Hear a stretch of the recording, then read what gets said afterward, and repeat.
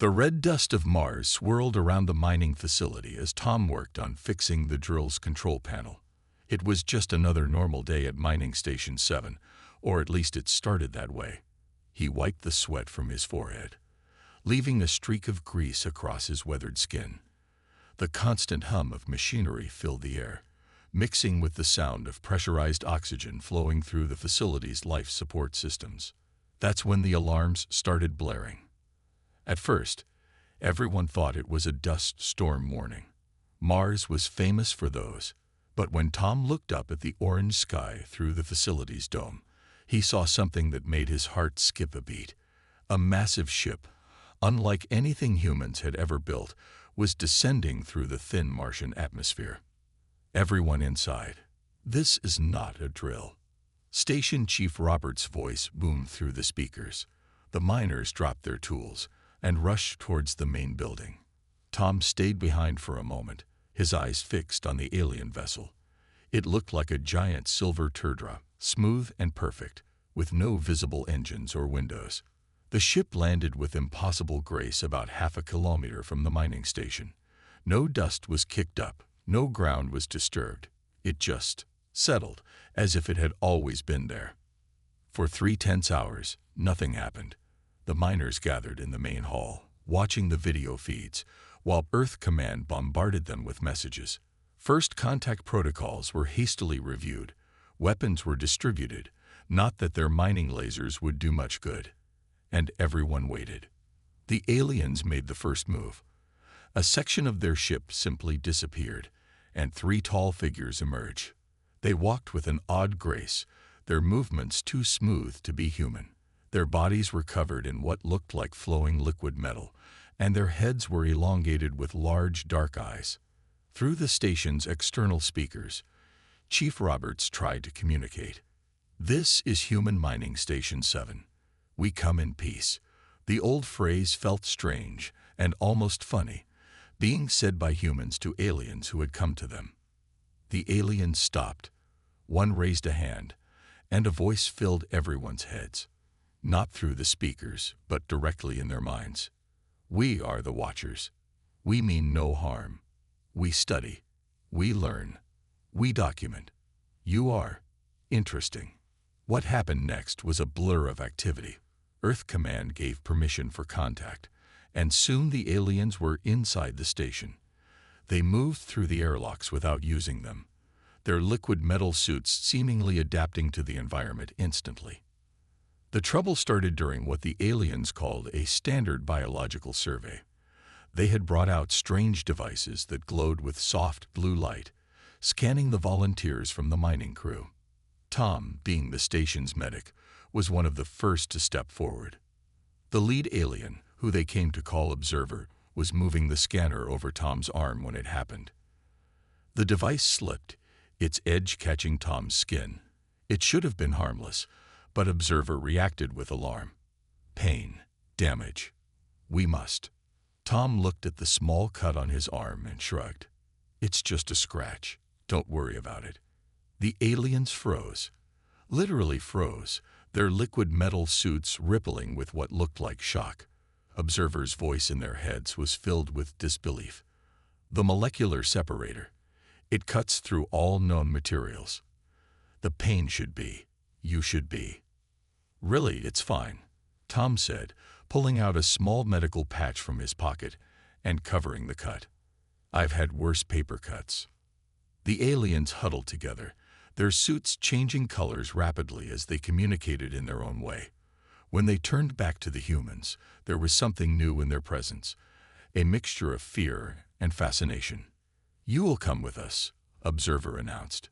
"Your species, your pain tolerance, it defies all known biological limits. We must understand." Chief Roberts stepped forward. "Now hold on just a minute. Your superiors have already been contacted." Observer interrupted. "They agree. This discovery is too important. 3 volunteers will be sufficient. We will return them unharmed." Tom looked at the small cut on his arm, then at the aliens, and finally at his fellow miners. Something big was happening, something that would change everything. He could feel it in his bones.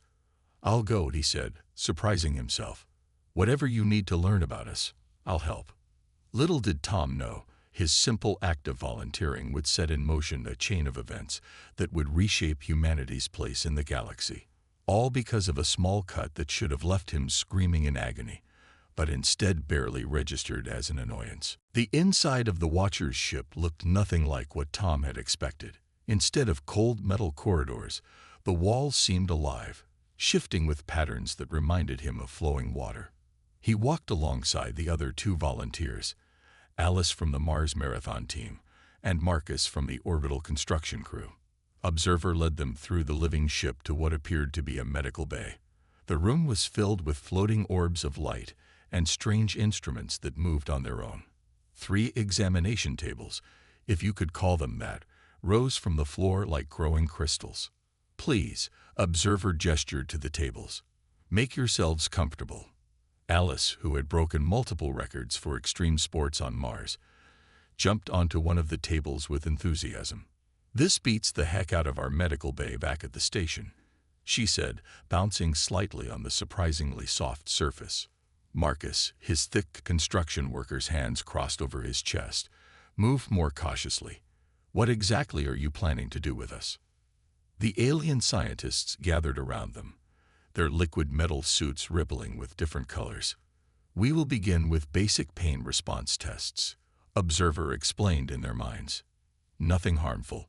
We must understand how your species processes pain signals." The first test seemed simple enough. Each human was given what looked like a small silver marble. "Please hold these," Observer instructed. "They will create increasing pressure on your palm." Tom rolled the marble in his hand, feeling nothing at first. Then came a slight pressure, like someone pressing a finger into his palm. It grew stronger, and stronger, and stronger still. "Interesting," he heard Marcus say. "Kind of feels like when you're trying to hold up a falling support beam." Alice was actually grinning. "This is nothing compared to mountain climbing without a pressure suit." The aliens were staring at their monitoring devices with what could only be described as shock. "The pressure is now equivalent to the crushing depth of your Earth's deepest ocean," one of them announced. "You should be. This is impossible." Tom shrugged, still holding the marble.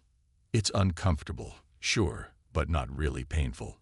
Maybe a 3 out of 10. The marble suddenly disappeared from their hands. The aliens huddled together, their suits flashing in rapid patterns. When they turned back, Observer's mental voice carried a note of what might have been excitement. "We must try something else," Observer announced. "Please watch this display." A hologram appeared in the center of the room, showing scenes that would make most species faint from sympathetic pain responses. Broken bones being set, deep cuts being stitched, teeth being pulled. Marcus yawned. "Reminds me of basic first aid training." Alice actually laughed. "Oh hey, that bone-setting technique is pretty outdated. We have better methods now."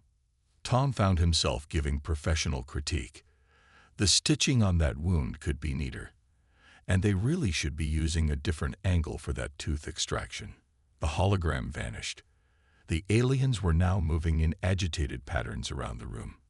Their suits had taken on a deep purple color that none of the humans had seen before. "We have tested thousands of species," Observer's voice resonated in their heads. "The most resilient among them would be unconscious from the pressure test. The bravest would flee from these images. Yet you critique them." Tom leaned back on his table, thinking about his years as a combat medic. "Well, pain is just information, right? It tells you something's wrong, but that doesn't mean you have to stop what you're doing." "Yeah," Alice chimed in. "Half the fun of climbing Olympus Mons is pushing through when everything hurts. The pain means you're getting stronger." Marcus nodded. "In construction, especially in space, you can't stop just because you're hurting. The job needs to get done. People are counting on you." The alien suits had now turned a color that was almost black. Observer approached Tom slowly. "Your species, you don't just tolerate pain. You embrace it. Learn from it.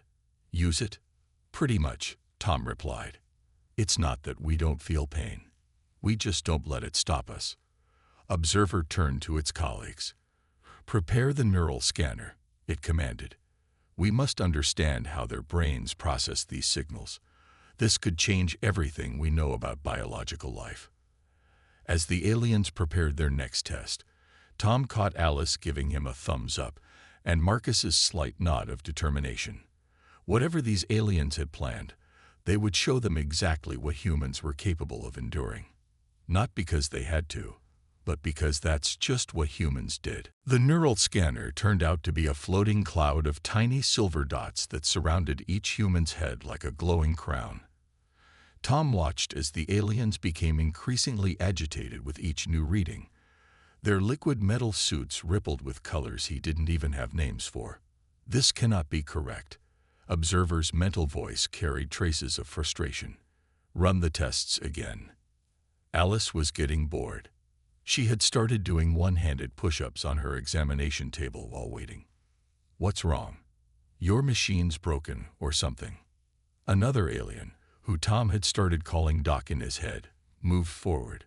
Your pain signals, they reach your brains, but then you just ignore them. Marcus stretched his thick arms above his head. Well, yeah. Pain is like an annoying coworker, always shouting about something, but you learn to tune it out when you've got work to do. The alien suits flickered rapidly, their equivalent of animated discussion. They'd brought out more devices, each stranger than the last. One created the sensation of being burned without causing actual damage. Another simulated the feeling of bones breaking. A third made it feel like the skin was being peeled away. Tom rated them all calmly. That burning one's about a 4. The bone thing maybe a 5. Reminds me of that time in basic training. The skin feeling is interesting, probably a 3. Alice actually asked them to turn up the intensity. Come on, I've had worse muscle cramps during the Mars Marathon. Marcus dozed off during one of the tests, only to wake up apologizing. Sorry about that. Night shift habits, you know. Observer's mental voice now carried unmistakable traces of desperation. You should be incapacitated. The signals we're sending to your neural pathways. They would render most species catatonic with pain. Tom sat up, genuinely curious. Really? Is that why you folks seem so worried? Look, humans get headaches worse than this all the time. We just take a pill and go to work anyway. The aliens brought in what they called their final test device. It was supposed to simulate every possible type of pain at once. They'd warned the humans it might be too much. They were prepared to shut it down at the first sign of distress. What they weren't prepared for was Alice asking if she could record the experience for her extreme sports blog, or Marcus rating different pain combinations like he was reviewing construction equipment, or Tom taking professional notes about potential medical applications. Stop, Observer finally commanded, and all the devices shut down at once. This is beyond our understanding. You are not simply tolerating pain. You are analyzing it, learning from it, using it. How is this possible? Tom thought about how to explain it. You know how some animals on Earth can regrow limbs, or how others can hold their breath for hours. Humans can't do those things, but what we can do is keep going, no matter what. Pain is just part of the journey. Alice nodded eagerly. Exactly. The pain tells you you're pushing your limits, and when you push through it, you find out your limits weren't really limits at all. Marcus added his perspective, his voice steady and calm. In space construction, one mistake means death. Pain is just your body's way of saying, pay attention. You respect it, but you don't let it control you. The alien suits had turned a deep, pulsing blue. Observer approached them with what felt like newfound respect. We must report this to the Council. Your species, you are something we have never encountered before. The implications. The implications of what? Tom asked, but he could see the answer in the way the aliens moved, in the colors rippling through their suits. Humanity's relationship with pain wasn't just unusual. It was revolutionary. It challenged everything these advanced beings thought they knew about life and evolution. As the aliens prepared to take their findings to their superiors, Tom caught glimpses of their internal communications. Phrases like biological impossibility and evolutionary advantage and potential threat flickered through his mind. He realized that their simple pain tolerance tests had just opened a door that could never be closed again. Humanity was about to make a very big splash in the galactic community, all because they treated their greatest weakness as their greatest strength. News spread fast in the galaxy, even faster than the humans expected. Within days of the Watchers' report reaching their council, ships from other alien species began appearing at the edge of the solar system. Their intentions weren't all friendly. Tom watched through the ship's viewing port as another massive vessel dropped out of what the aliens called fold space. This one belonged to the Warriors, a species that had evolved from pack predators. Their ship looked like a mass of sharp angles and weapon ports. "That's the fifth military vessel this week," Marcus noted, his builder's eye recognizing the reinforced hull design. "They're not here to make friends, are they?" Alice was doing her usual handstand push-ups in the corner of their quarters. "Let them come. They're just curious about the new kids on the block." Observer entered their room, its suit rippling with dark patterns that Tom had learned to recognize as concern. "The Warriors have demanded a demonstration. They do not believe our findings about human pain tolerance." "Fine by me," Alice said, flipping back to her feet. "I was getting bored anyway." The demonstration was held in what the aliens called a neutral space, a massive station that floated at the edge of the solar system. Representatives from 12 different species gathered to watch. The Warriors had brought their finest pain-inducing weapons, confident they could prove that humans weren't as special as the Watchers claimed. They were wrong. Tom stood calmly as energy fields designed to incapacitate tank-sized aliens washed over him. "Tingles a bit," he reported. "Kind of like static electricity during a dust storm on Mars." Alice volunteered to test their neural disruptors, weapons meant to overwhelm nervous systems with pain. She did cartwheels through the energy field. "This is fun. It's like being tickled all over." Marcus faced down their sonic weapons, which were supposed to cause unbearable agony. He actually fell asleep standing up, the low frequencies reminding him of the hum of construction equipment. The warrior leader, a massive being covered in natural armor, approached Observer. "This is impossible," it growled in the shared mental space. "Our weapons are designed to stop charging herd beasts 20 times their size." "As we reported," Observer replied, its suit glowing with what might have been smugness. "Humans process pain differently than any known species." Another alien, from a race of natural philosophers, floated forward on anti-gravity fields. "This makes them incredibly dangerous. Think of it, a species that cannot be stopped by pain. They could fight until their bodies literally fall apart." The warrior's leader turned its 4 eyes toward the humans. "They must be contained, quarantined.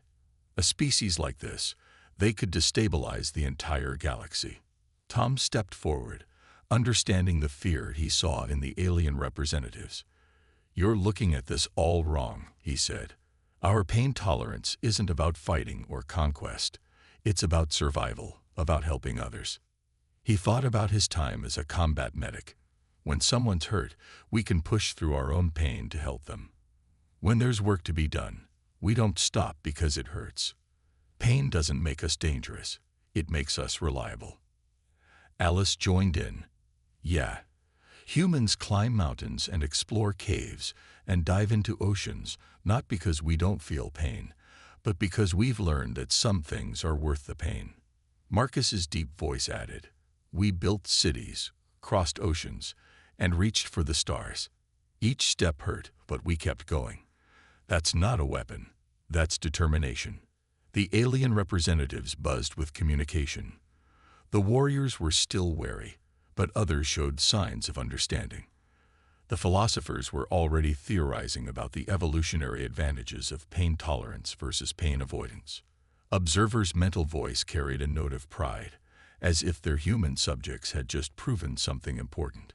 Perhaps this is why they advanced so quickly. Every failure hurt, but they learned from the pain instead of avoiding it. Every setback was a lesson, not a deterrent. The warrior leader made a sound that might have been respect. They are either the bravest or the most foolish species we have ever encountered.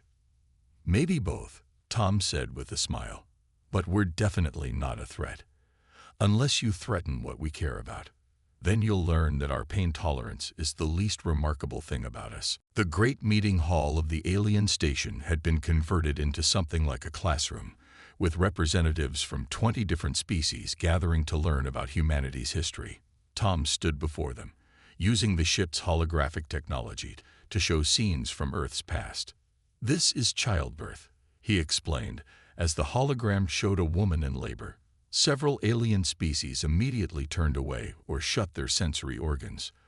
The warriors, who had been so threatening before, looked horrified.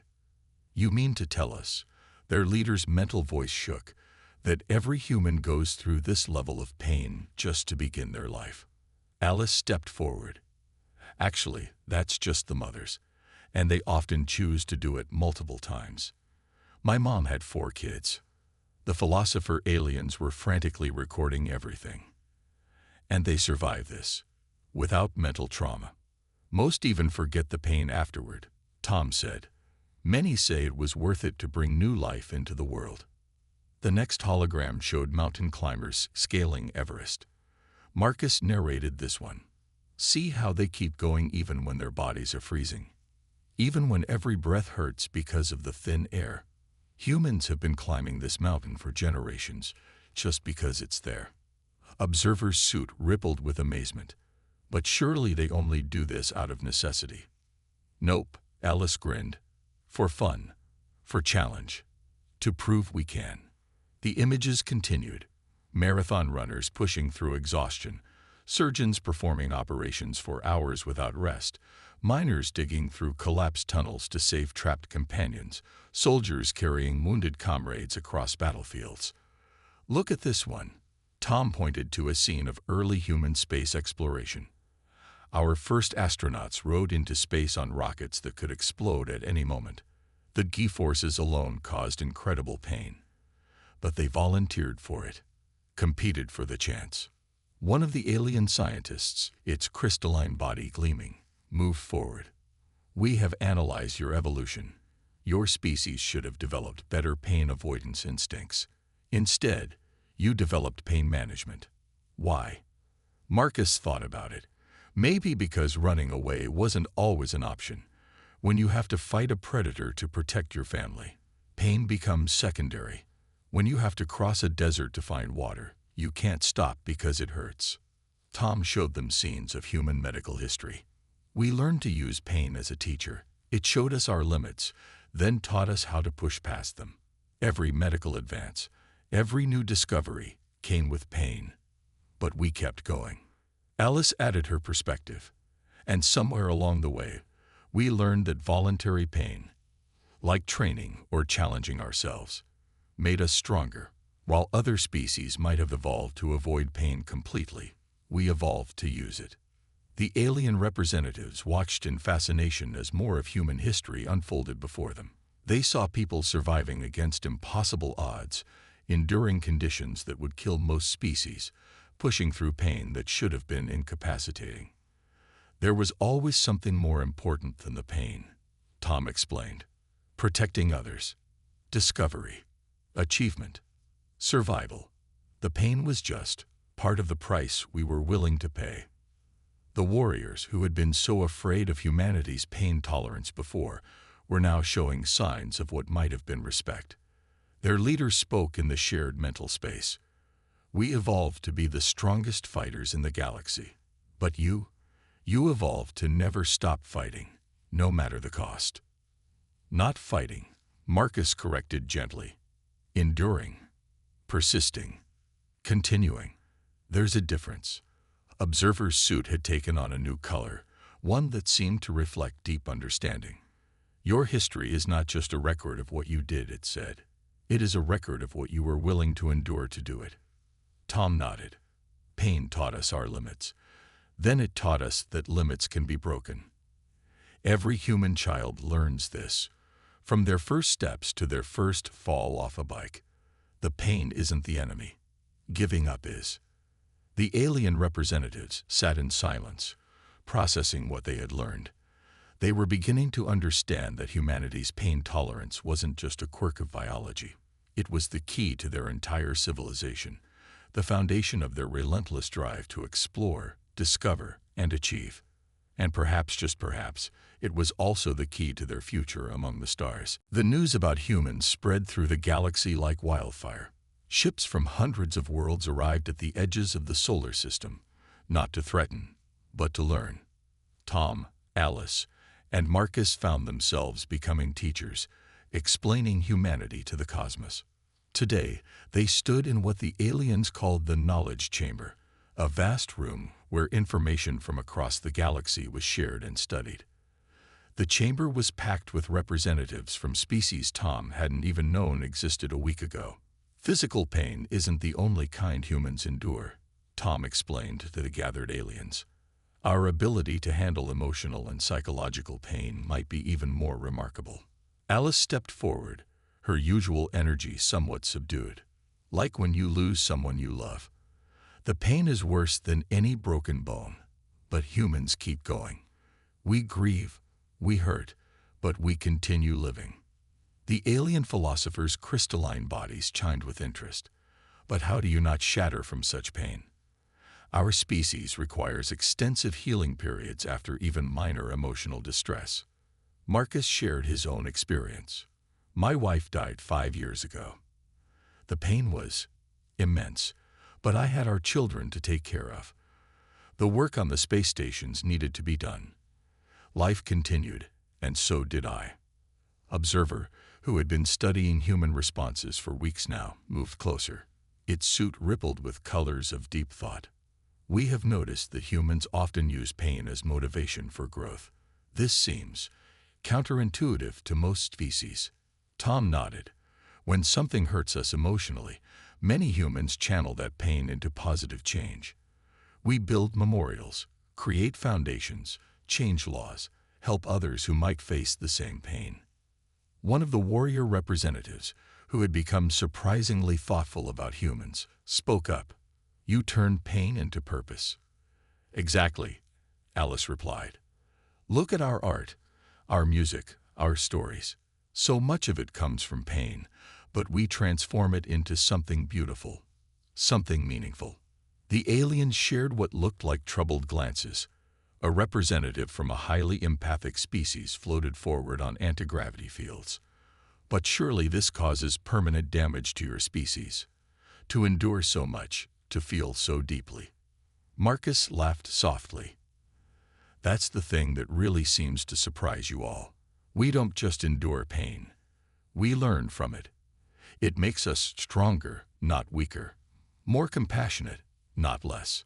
Tom used the chamber's holographic systems to show scenes from Earth.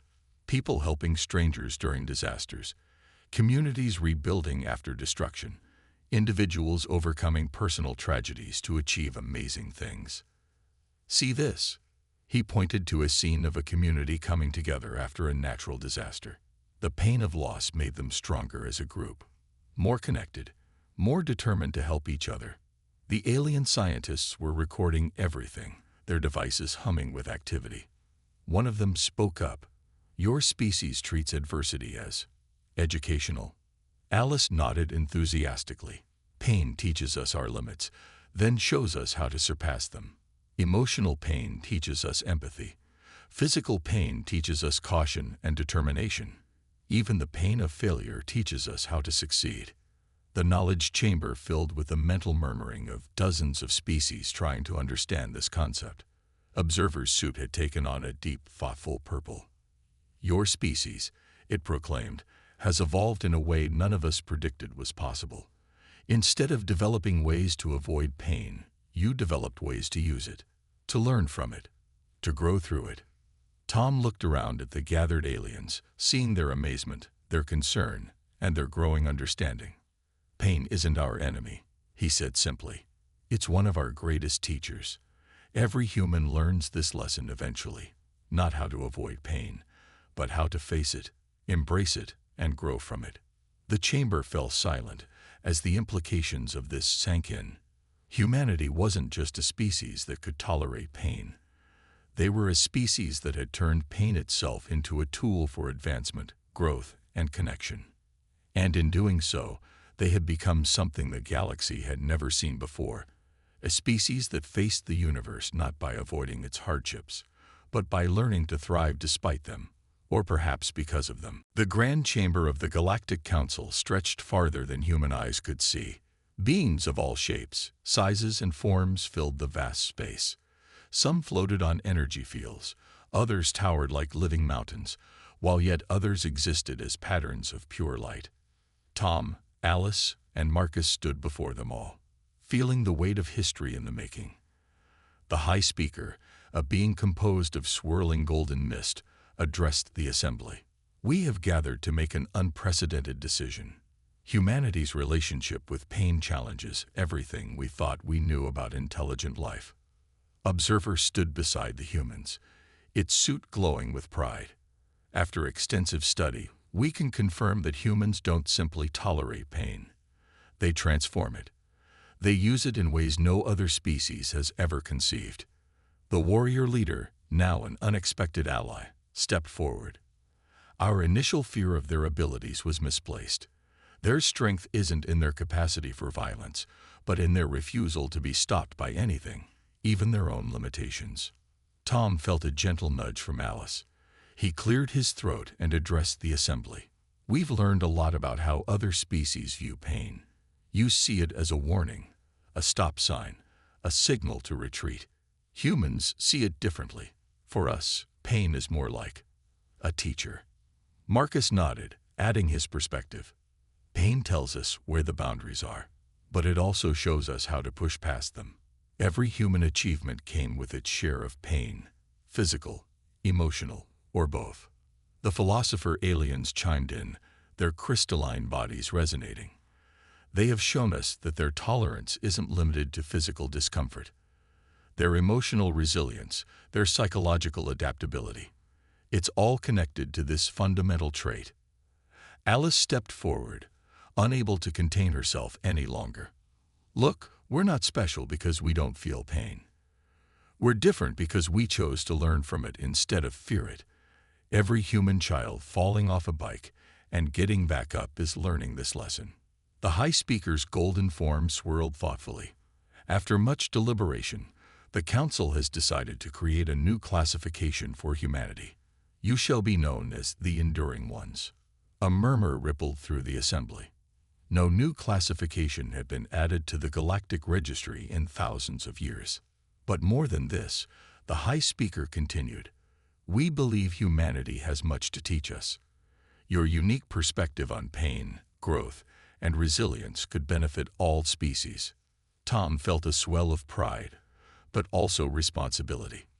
We would be honored to share what we've learned, but we also want to learn from you. Maybe there's a balance between enduring pain and avoiding unnecessary suffering. Observer's suit rippled with appreciation. This is exactly why we believe in their potential. Even now, they seek to learn, to improve, to understand different perspectives. The Council's decision was unanimous. Earth would be welcomed into the galactic community not as a potential threat, but as a valuable teacher.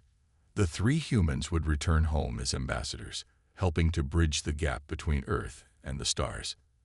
As they prepared to leave the Grand Chamber, the warrior leader approached them one last time. We still don't fully understand you, it admitted. But perhaps that's the point. You've shown us that there's always more to learn, even if the learning brings discomfort. Tom looked at his fellow humans.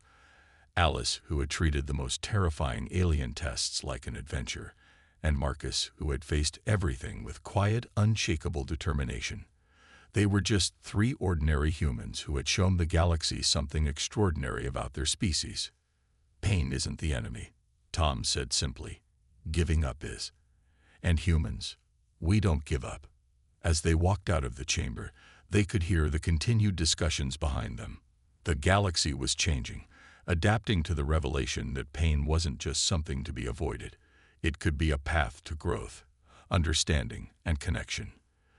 They had come to the stars as test subjects.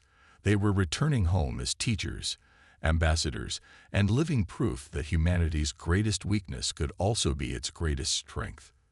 The galaxy would never be the same, and neither would humanity.